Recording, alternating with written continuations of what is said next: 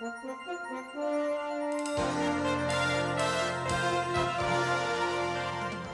Twin Towers of the World Trade Center are well-established landmarks that generated the growth and development of the lower Manhattan real estate market. They symbolize New York throughout the world and are as familiar as the Statue of Liberty. In all the world, there is no silhouette or address that is more recognizable as a prestigious international business complex. Good evening. Today, our fellow citizens, our way of life, our very freedom came under attack in a series of deliberate and deadly terrorist acts.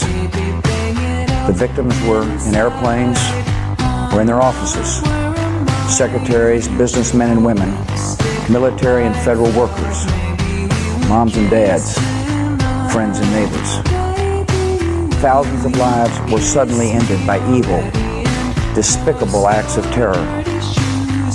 The pictures of airplanes flying into buildings, we just got a report in that there's been some sort of explosion at the World Trade Center in New York City. It's horrific. I can't believe this is happening. Something else just hit. A very large plane directly over my building, and there's been another collision. This is horrific. Absolutely horrific. We have some indication of fire and smoke at the Pentagon right now. Get ready to read all these words on this page without making a mistake. Look at the letter at the end and remember the sound it makes. Get ready. Kite. Yes, kite. Get ready to read this word the fast way. Get ready. Kid. Yes, kid. Sound it out. Get ready. Kid. Sound it out. Get ready. Kid. What word? Kid. Yes, kid. Boys and girls, sound this word out. Get ready. Seal. What word? Seal. Yes, steel. Read these words the fast way. Get ready. Plane. Yes, plane. Get ready. Must. Yes, must.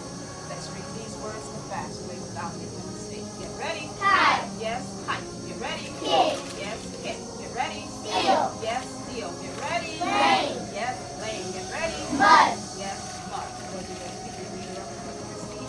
Open your book up to lesson 60 on page 150. Well, I mean, Okay. you know what?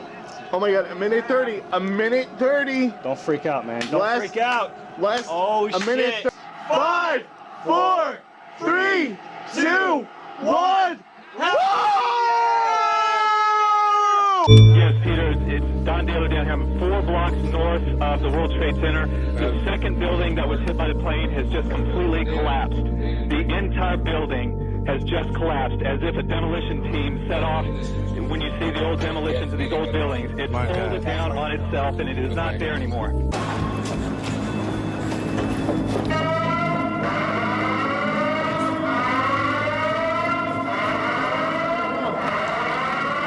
I gotta get up to 22. Stay all that. I'm the last one.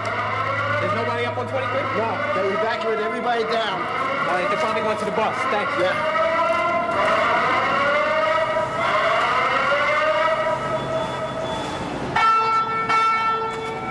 The building come down? I don't know.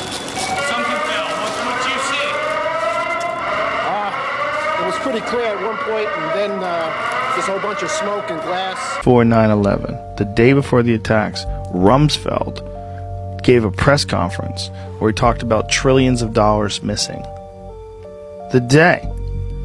We are, as they say, tangled in our anchor chain.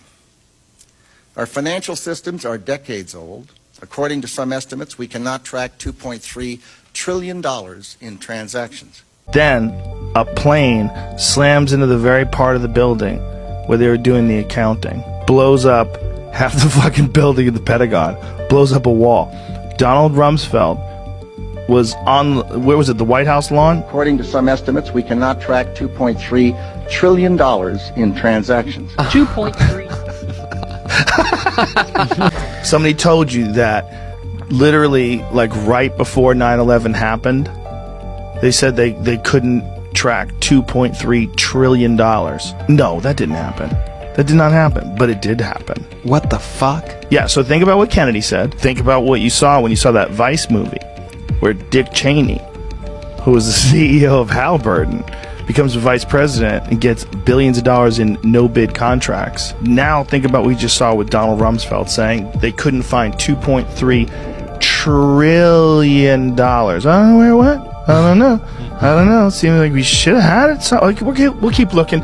Oh no, the spot where we looked just blew up. Oh my God.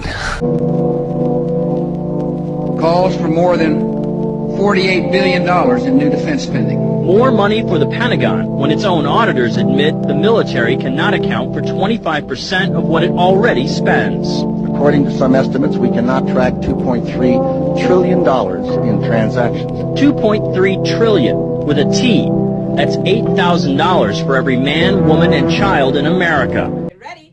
Yes, light.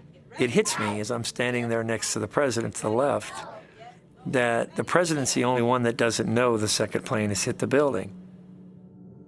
I had to deliver a message that the president didn't expect to hear and was almost unbelievable.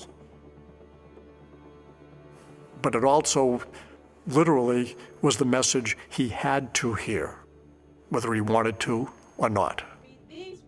Andy Card comes up to behind me and says, second plane has hit the second tower, America's under attack. Holy fuck!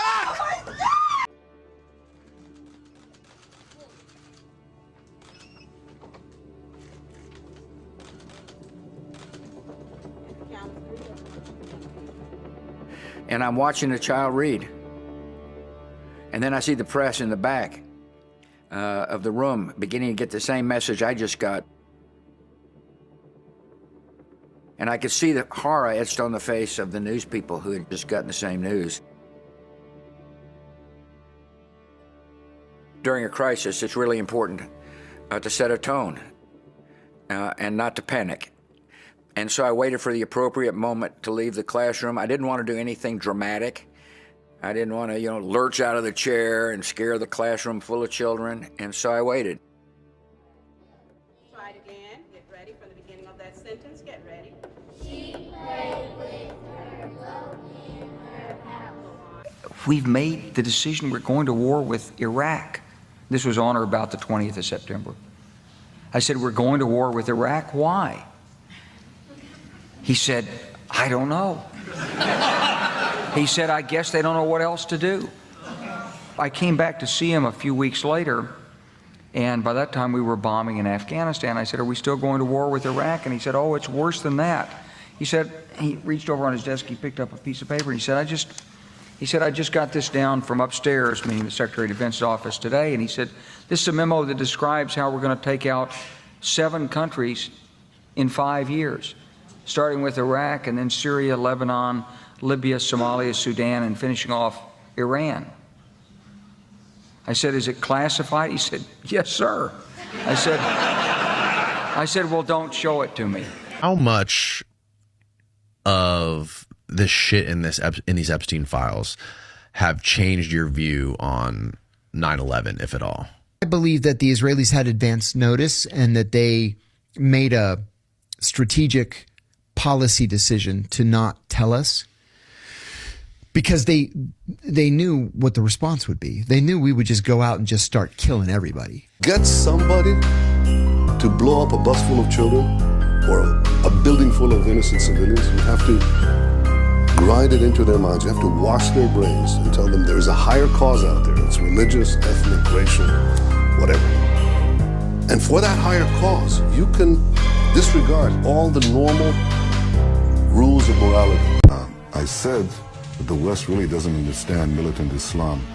So I wrote a book in 1995, and I said that if the West doesn't wake up to the suicidal nature of militant Islam, the next thing you'll see is the militant Islam is bringing down the World Trade Center. The next thing you'll see is the militant Islam is bringing down the World Trade Center. On the morning of 9/11, a group of 5 Israeli nationals purported to have witnessed the initial explosion of the World Trade Center and were seen to be celebrating the event. Fox News has learned some U.S. investigators believe that there are Israelis again very much engaged in spying in and on the U.S., who may have known things they didn't tell us before September 11th. It is true that some in Israel saw the attack as a good thing for them. A September 12, 2001 article in the New York Times quotes now Israeli Prime Minister Benjamin Netanyahu responding to the 9/11 attacks. Quote, "It is very good," before adding, well, not very good, but it will generate immediate sympathy.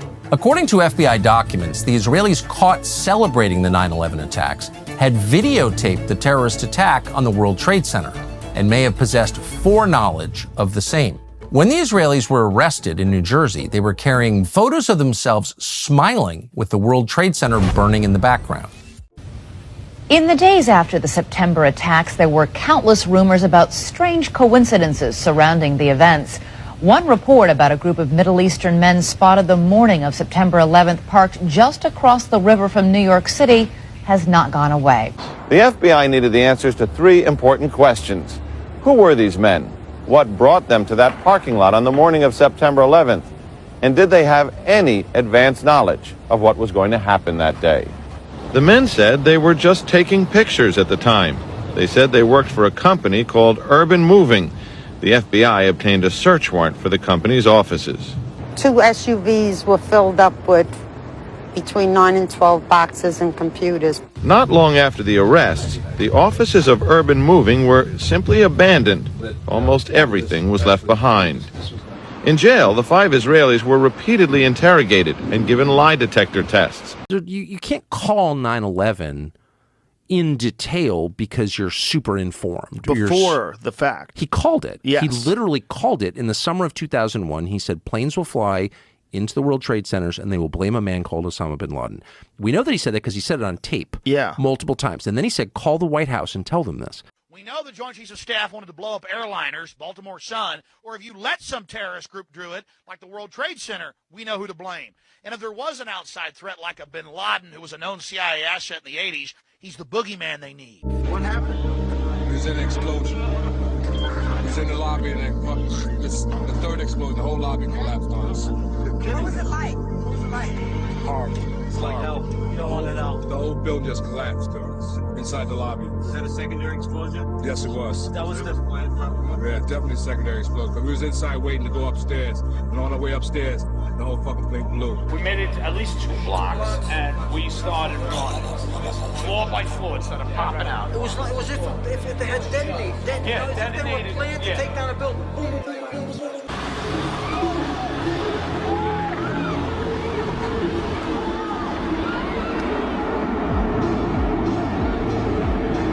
Where were you on September?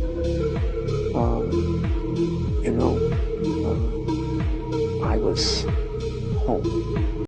Something of this kind is what we should have seen when the top section of the towers collapsed onto the lower one. The upper and lower sections should have mutually destroyed each other until all the energy is dissipated and the system comes to a rest. Alternatively, as shown in this experiment with 2 towers made of snow, the top section could have fallen off to the side after the initial collapse.